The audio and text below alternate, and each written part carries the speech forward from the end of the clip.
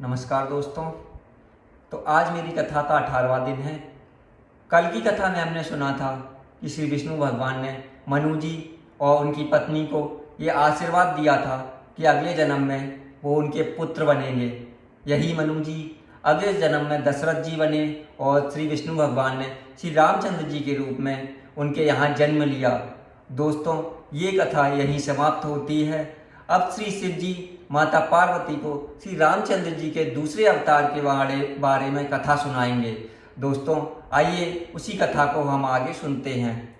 दोस्तों, अगर आपको ये मेरी कथा पसंद आ रही हो तो कृपया मेरे पेज को लाइक, फॉलो और सब्सक्राइब कीजिए। जय श्री राम। आइए हम कथा को प्रारंभ करते हैं। यह इतिहास पुनीत यति उमहि कही वृश्चिकेत भरद्वाज सुन अपर पुनि राम जन्म कर हेतु। याज्ञवल्क्य जी कहते हैं, हे भरद्वाज, इस अत्यंत पवित्र इतिहास को श्री शिव जी ने माता पार्वती से कहा था। अब श्री राम के अवतार लेने का दूसरा कारण सुनो। मास पारायण 5वां विश्राम। सुनु मुनि कथा पुनीत पुरानी जो गिरिजा प्रतिशंभु बखानी। विश्व विदित एक के कई देशु सत्य के तुत हैं बसय नरेशु। हे मुनि, वह पवित्र और प्राचीन कथा सुनो जो श्री शिव जी ने माता पार्वती को कही थी। संसार में प्रसिद्ध एक कैकई देश है। वहाँ सत्यकेतु नाम का राजा रहता था। धर्म धुरंधर नीति निधाना तेज प्रतापशील बनवाना। तह के भय जुगल सुतवीरा सब गुण धाम महारन धीरा। वह धर्म की धुरी को धारण करने वाला, नीति की खान, तेजस्वी, प्रतापी, सुशील और बलवान था। उसके 2 पुत्र हुए जो सब गुणों के भंडार और बड़े ही रणधीर थे। राजधनी जो जेठ सुत आई नाम प्रताप भानुवसताई। अपर सुतय अर मर्दन नामा भुजबल अतुल अचल संग्रामा।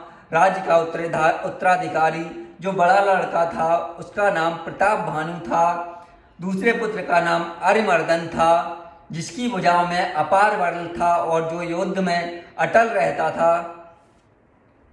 भाय भाय परम समीति सकल दोष छल वर्जित प्रीति। जेठे सुतय राज नृपदीना हरिहित आप गवन बन कीना। भाई भाई में बड़ा मेल और सब प्रकार के दोषों और छलों से रहित प्रीत थी। राजा ने जेठ पुत्र को राज दे दिया और आप भगवान के लिए वन को चल दिया।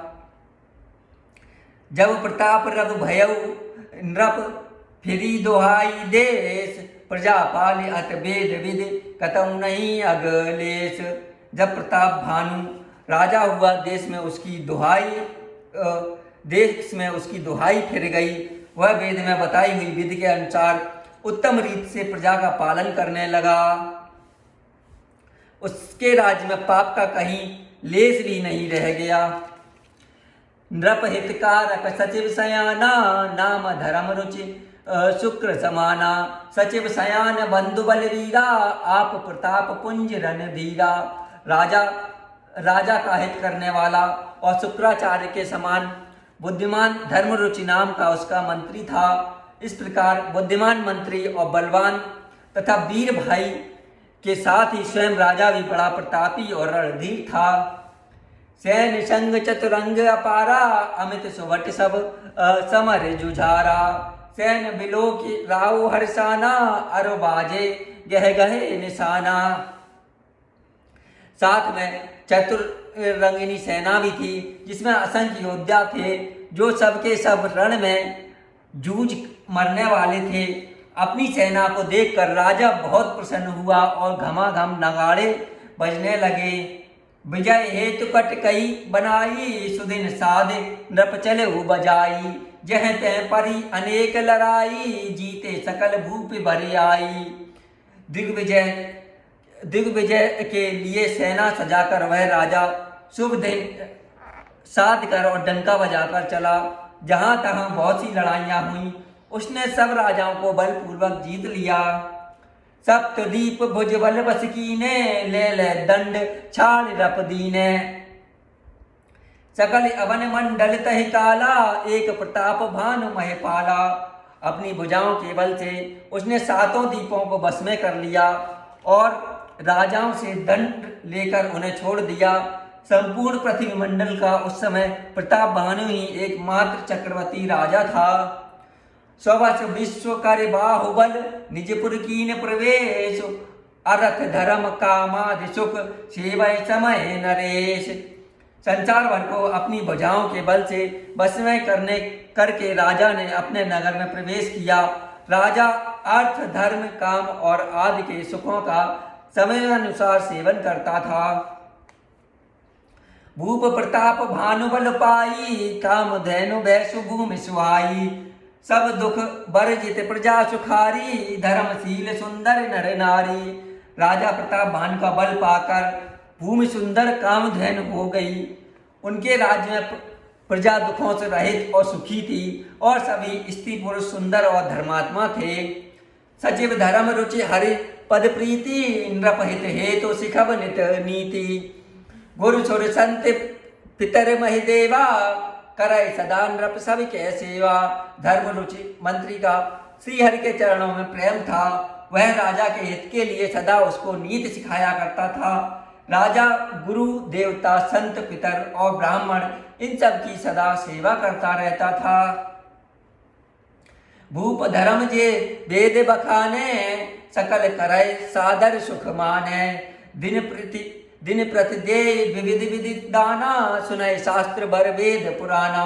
वेदों में राजाओं के जो धर्म बताए गए हैं, राजा सदा आदर पूर्वक और सुख मानकर उन सब का पालन करता था। प्रतिदिन अनेक प्रकार के दान देता और उत्तम शास्त्र वेद और पुराण सुनता था। नाना बापी कूप तड़ागा, सुमन बाटिका सुंदर बागा। विप्र भवन सुर भवन सुआए, सब तीर्थन विचित्र बनाए। उसने बहुत सी बावनियां, कुएं, तालाब, फुलवाड़ियां, सुंदर बगीचे, ब्राह्मणों के लिए घर और देवताओं के लिए सुंदर विचित्र मंदिर सब तीर्थों में बनवाए। जह लगे कहे पुराण श्रुति, एक एक सब जाग। बार सहस्त्र सहस्त्र नृप, किए साहित्य अनुराग। वेद और पुराणों में जितने प्रकार के यज्ञ कहे गए हैं, राजा ने एक एक कर उन सब यज्ञों को प्रेम सहित हजार हजार बार किया। हृदय न कछु फल अनुसंधाना, भूप विवेक परम सुजाना। करय जे धर्म करम मनवानी, वासुदेव अर्पित निप्रज्ञानी। राजा के हृदय में किसी फल की कामना न थी। राजा बड़ा ही बुद्धिमान और ज्ञानी था। वह ज्ञानी राजा कर्म मन और वाणी से जो कुछ भी धर्म करता था, सब भगवान वासुदेव के अर्पित करके करता था।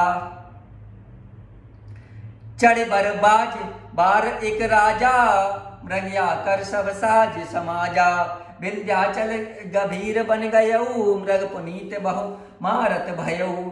एक बार वह राजा एक अच्छे घोड़े पर सवार होकर शिकार का सब सामान सजाकर विंध्याचल के घने जंगल में गया। वहां उसने बहुत से उत्तम उत्तम हिरण मारे। फिरत विपिन नृप दीख बराहू, जन बन दुरेहु शशिय ग्रसिराहू। बड़े विदु नहीं समात मुख माही, मनहु क्रोध बस उगिलत नाही। अर्थात राजा ने वन में फिरते हुए एक सुअर को देखा। दांतों के कारण वह ऐसा दिख पड़ता था मानो चंद्रमा को मुंह में पकड़कर राहु वन में आ छिपा हो। चंद्रमा बड़ा होने से उसके मुंह में समाता नहीं है और मानो क्रोधवश वह भी उसे उगलता नहीं है। कोल कराल दसन छबिगाई, तनु विशाल पीबर अधिकाई। गुरगुरात है आरो पाए, चकित विलोकत कान उठाए। यह तो सुअर के भयानक दांतों की शोभा कही गई। इधर उसका शरीर भी बहुत विशाल और मोटा था। घोड़े की आहट पाकर वह गुरगुराता हुआ कान उठाए चौकन्ना होकर देख रहा था। नील महीधर शिखर सम, देख विशाल बराह।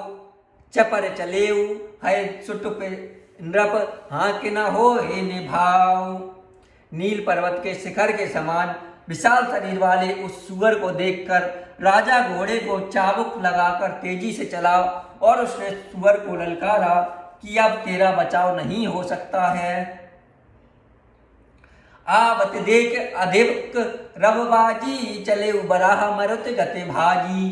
तुरत कीन नृप सर संधाना, मह मिल गए बिलोकत बाना।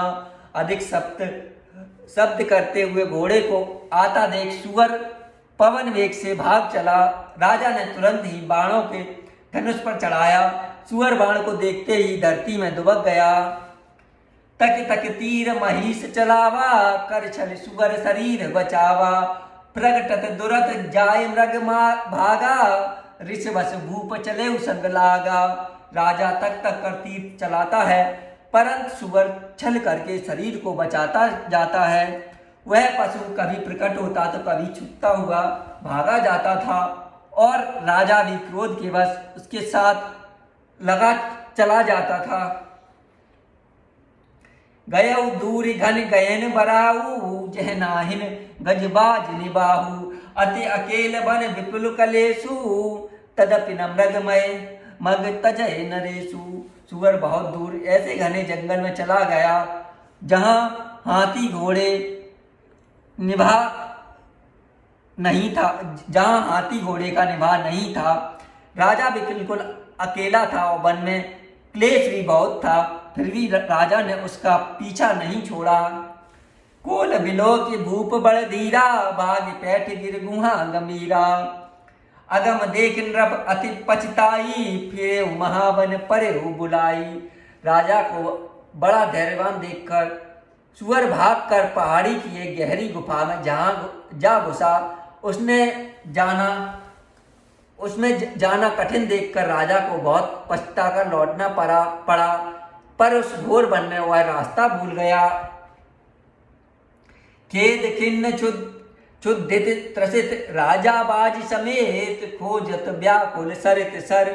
जल बिनु भयउ अचेत। बहुत परिश्रम करने से थका हुआ और घोड़े समेत भूख प्यास से व्याकुल राजा नदी तालाब खोजता खोजता पानी बिना बेहाल हो गया। फिरत विपिन आश्रम एक देखा, तह बस नृपति कपट मुनिवेशा। जासु देश नृप लीन छड़ाई, समर सैन तज गए ऊपर आई। वन में फिरते फिरते उसने एक आश्रम देखा।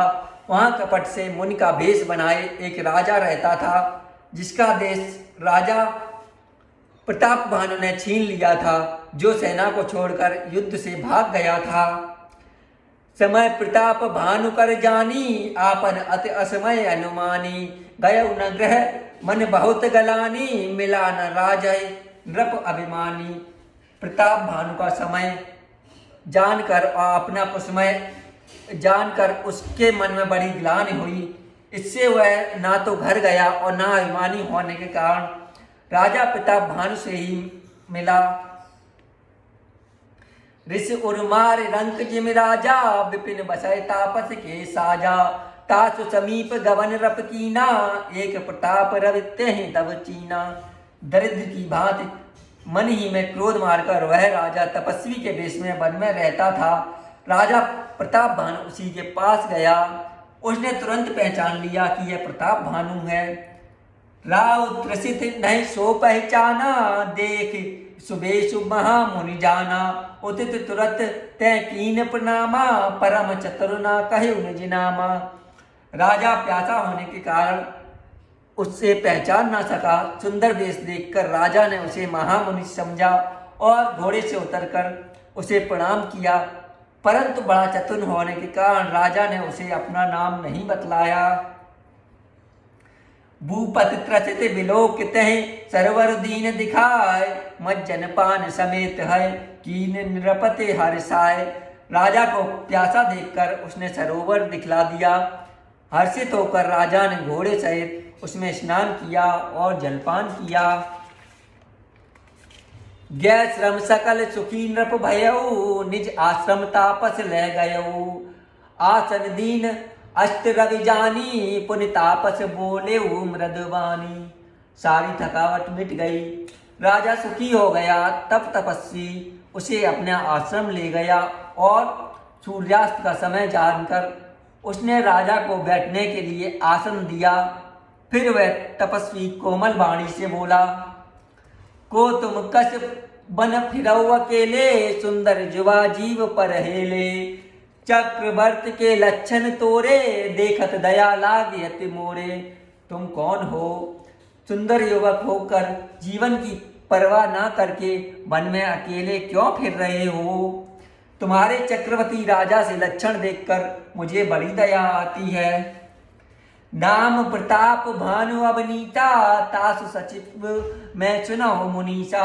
फिरत अहेरे परे भुलाई, बड़े भाग देखे पद आई। राजा ने कहा, हे मुनीश्वर सुनिए, प्रताप भानु नाम का एक राजा है, मैं उसका मंत्री हूँ। शिकार के लिए फिरते हुए राह भूल गया हूँ। बड़े भाग्य से यहाँ आकर मैंने आपके चरणों के दर्शन पाए। हम कहें दुर्लभ दरस तुम्हारा, जानत हो कछु भल हो निहारा। कह मुनितात भयउ अंधियारा, जो जन सत्तर नगर तुम्हारा। हमें आपका दर्शन दुर्लभ था, इससे जान पड़ता है कुछ भला होने वाला है। मुनि ने कहा, हे तात, अंधेरा हो गया है, तुम्हारा नगर यहाँ से 70 योजन पर है। निशा घोर गंभीर बन पंत न सुनो सुजान, बसं आज अस जान तुम जाए होत बिहान। हे सुजान सुनो, घोर अंधेरी रात है, घना जंगल है, रास्ता नहीं है, ऐसा समझकर तुम आज यहीं ठहर जाओ, सवेरे होते ही चले जाना। तुलसी जस भवतव्यता, तैसी मिलाई सहाय। आपुन आवहिताय पहि, ताय तहाँ ले जाए। तुलसीदास जी कहते हैं, जैसी भवित्यता होती है वैसी ही सहायता मिल जाती है। या तो वह आप ही उसके पास आती है या उसको वहाँ ले जाती है। अर्थात जो भाग्य में होने वाला होता है वही होता है। भले ही नाथ आय सुधर सीसा, बांध तुरग तर बैठ महिषा। नृप बहु भांति प्रशंसे उताई, चरण बंद निज भाग्य सराही। हे नाथ, बहुत अच्छा। ऐसा कहकर उसकी आज्ञा सिर चढ़ाकर घोड़े को वृक्ष से बांधकर राजा बैठ गया। राजा ने उसकी बहुत प्रकार से प्रशंसा की और उसके चरणों की वंदना करके अपने भाग्य की सराहना की। पुण्य बोले मृदु गिरा सुहाई, जान पिता प्रभु करहु टिठाई। मोहि मुनीष सुत सेवक जानी, नाथ नाम निज कहूँ बखानी। फिर सुंदर कोमल बाणी से कहा, हे प्रभु, आपको पिता जानकर मैं टिठाई करता हूँ। हे मुनीश्वर, मुझे अपना पुत्र और सेवक जानकर अपना नाम धाम विस्तार से बतलाइए। कही न जान नृपय सुजाना, भूप सहृद सो कपट सयाना। भैरी पुनि छत्री पुनि राजा, छत्र बल कीन चढ़ निज काजा। राजा ने उसको नहीं पहचाना, पर वह राजा को पहचान गया था। राजा तो शुद्ध हृदय था और वह कपट करने में चतुर था। एक तो बैरी, फिर जात का छत्री, फिर राजा। वह छल बल से अपना काम बनाना चाहता था। समुजराज सुख दुखित आरती, अब अनल इव सुल गए छाती। सरल बचन नृप के सुनिकाना, बहर सवार हृदय हर्षाना। वह शत्रु अपने राज सुख को समझ करके दुखी था। उसकी छाती कुम्हार के आम की आग की तरह भीतर सुलग रही थी। राजा के सरल वचन कान से सुनकर अपने बैर को याद कर वह हृदय में हर्षित हुआ। कपट बोरी बानी मृदुल बोले उजुगित समेत, नाम हमार भिखारी अब निर्धन रहित निकेत। वह कपट में डूब कर बड़ी युक्ति के साथ कोमल वाणी से बोला, अब हमारा नाम भिखारी है, क्योंकि हम निर्धन और घर द्वारहीन हैं। कह नृप जे विज्ञान निधाना, तुम आरखे गलित अभिमाना। सदा रहें अन अपनपो, सदा रहें अपनपो दुराए, सब विधि कुशल कुबेश बनाए। राजा ने कहा, जो आपके सदृश विज्ञान के निधान और सर्वथा अभिमान रहित होते हैं, वे अपने स्वरूप को सदा छिपाए रहते हैं, क्योंकि कुबेश बनाकर रहने में ही सब तरह का कल्याण है। प्रकट संत वेश में मान होने की संभावना और मान से ही पतन की संभावना थी। तहीं तह कहें संत सुत तेरे, परम अकिंचय प्रिय हरि मुकेरे। तुम सम अधन विकार अगेहा, तो होत बिरंच शिवय संदेहा। इसी से तो संत और वेद पुकार कर कहते हैं कि परम सर्वथा अहंकार ममता मान रहित ही भगवान को प्रिय होते हैं। आप सरीखे निर्धन भिकारी और ग्रहहीन को देखकर ब्रह्मा और शिव जी को भी संदेह हो जाता है कि वे वास्तविक संत हैं या भिखारी। जोश सोश तब चरण नमामि, मोह पर कृपा करिय अब स्वामी। सहज प्रीत भूपति के देखी, आप विषय विश्वास विशेषी। आप जो हों सो हों, अर्थात जो आप जो कोई भी हों, मैं आपके चरणों में नमस्कार करता हूँ। हे स्वामी, आप मुझ पर कृपा कीजिए। अपने ऊपर राजा की स्वाभाविक प्रीत और अपने विषय में उसका अधिक विश्वास देखकर सब प्रकार राजाए अपनाई, बोले अधिक स्नेह जनाई। सुन सत्य भाव कह मैं पाला, यहाँ बसत बीते बहु काला। सब प्रकार से राजा को अपने बस में करके अधिक स्नेह दिखाता हुआ वह कपट तपस्वी बोला, हे राजन सुनो, मैं तुमसे सत्य कहता हूँ, मुझे यहाँ रहते हुए बहुत समय बीत गया है। अब लग मोह न मिले को, मैं न जनावहु काहु। लोक मान्यता अनल सम, कर तप कानन दाहु। अब तक ना तो कोई मुझसे मिला है, ना मैं अपने को किसी पर प्रकट करता हूँ, क्योंकि लोक में प्रतिष्ठा अग्नि के समान है, जो तप रूपी वन को भस्म कर डालती है। तुलसी देख सुबेश, भूले मूड न चतुर नर। सुंदर के कहीं पेक, बचन सुधा सम असन आए।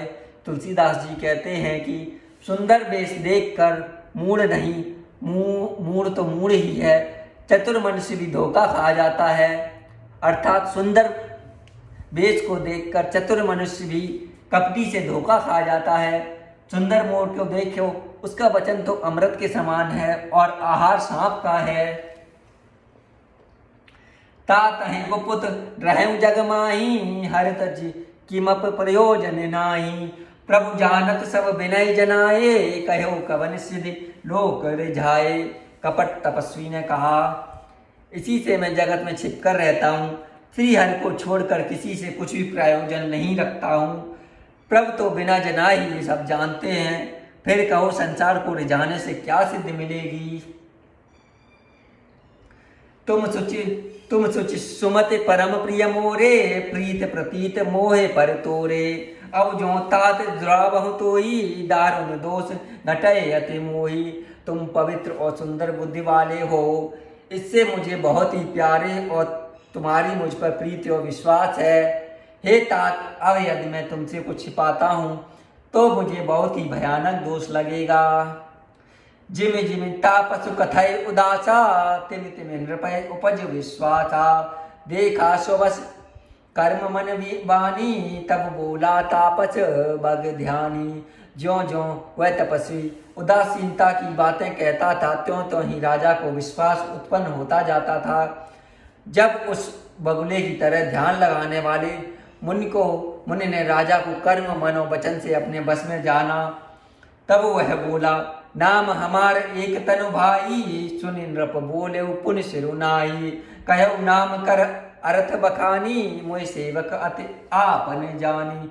हे भाई, हमारा नाम एक तनु है। यह सुनकर राजा ने फिर नवाकर कहा, मुझे अपना अत्यंत सेवक जानकर अपने नाम का अर्थ समझाकर कहिए। आदि दृष्टि उपजी जवै तब उत्पत्ति भय मोर, नाम एक तन हेतु ते देह न धरी बहोर। कपटी मुनि ने कहा, जब सबसे पहली सृष्टि उत्पन्न हुई थी तभी मेरी उत्पन्न हुई थी, तब से मैंने फिर दूसरी देह धारण नहीं की है, इसी से मेरा नाम एक तनु पड़ा है। जन आचरज करौ मन माही, सुत तप तै दुर्लभ कछु नाही। तप बल तै जग सृजय विधाता, तप बल विष्णु भये परित्राता। हे पुत्र, मन में आश्चर्य मत करो, तप से कुछ भी दुर्लभ नहीं है।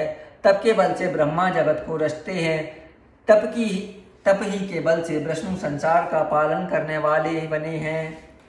तप बल शंभु करहि संगारा, तपते अगमना कछु संचारा। भयउ नृपय सुन अति अनुरागा, कथा पुरातन कहे सुलागा। तप ही के बल से रुद्र संहार करते हैं, संसार में कोई ऐसी वस्तु नहीं है जो तप से ना मिले। यह सुनकर राजा को बड़ा अनुराग हुआ। तब वह तपस्वी पुरानी कथाएं कहने लगा। कर्म धर्म इतिहास अनेका, करे निरूपण बिरत विवेका। उद्भव पालन प्रलय कहानी, कहे से अमित आचरज बखानी। कर्म धर्म और अनेकों प्रकार के इतिहास कहकर वह वैराग्य और ज्ञान का निरूपण करने लगा। सृष्टि की उत्पत्ति, पालन और संहार की अपार आश्चर्य भरी कथाएं उसने विस्तार से कहीं। दोस्तों, तो आज की कथा हम यहीं पर समाप्त करते हैं। आज की कथा में हमने सुना कि कैसे श्री शिव जी माता पार्वती को श्री रामचंद्र जी के दूसरे अवतार के बारे में बता रहे हैं। दोस्तों, आपका कोई भी सुझाव हो तो कृपया कमेंट में बताइए। जय श्री राम।